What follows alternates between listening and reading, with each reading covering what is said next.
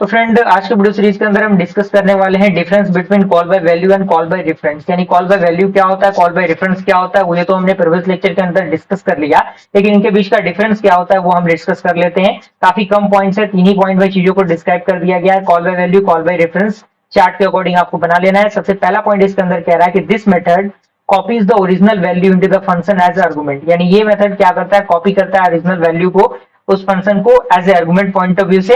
And call by reference क्या होता है, तो this methods copy the address of argument into the function as an argument. यानी ये जो मेथड होता है वो कॉपी करता है एड्रेस ऑफ आर्गुमेंट को, ये कॉपी करता है ओरिजिनल वैल्यू को into the function as an argument. अगला पॉइंट कह रहा है कि changes the made to the parameter inside the function have no effect on the argument. यानी जब हम चेंज करेंगे फंक्शंस को तो जो आर्गुमेंट होगा उस पर कोई प्रभाव नहीं पड़ेगा, लेकिन अगर कॉल बाय रेफरेंस में हम चेंज करेंगे तो जो एक्चुअल वैल्यूज होंगे उस पर जो है वो इफेक्ट करेगा। जैसे कि आप यहाँ पे देख सकते हैं वो पॉइंट लिखा गया है। थर्ड पॉइंट कह रहा है कि actual and the formal arguments will be created in different memory location. यानी कॉल बाय वैल्यू के अंदर जो एक्चुअल और फॉर्मल आर्गुमेंट्स होते हैं उनको हम क्रिएट कर सकते हैं अलग अलग मेमोरी लोकेशन के लिए।